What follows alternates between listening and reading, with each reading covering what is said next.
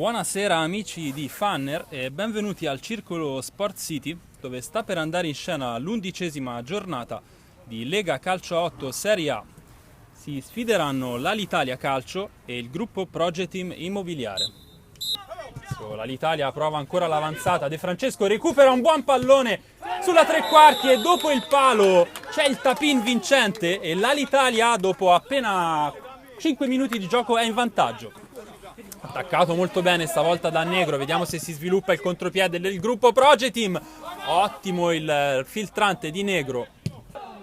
Chinagli.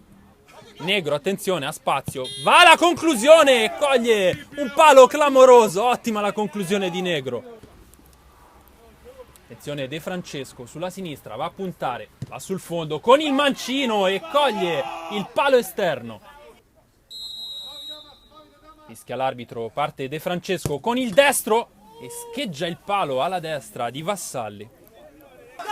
Torri protegge molto bene il pallone, poi Piazza forse subisce un fallo. Chinagli in mezzo e la girata al volo meravigliosa di De Giandomenico e il pareggio inaspettato. Sponda verso De Francesco che si proietta sul pallone e tenta la conclusione. Ottima la risposta di Vassalli. Con il destro forte verso l'aria, parte De Francesco, c'è una deviazione e poi la girata al volo di Tarone.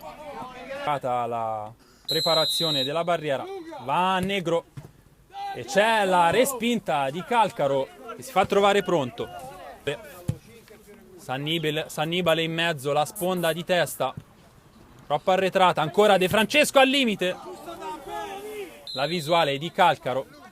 Va a Ottobrini, va a sfiorare un palo clamoroso.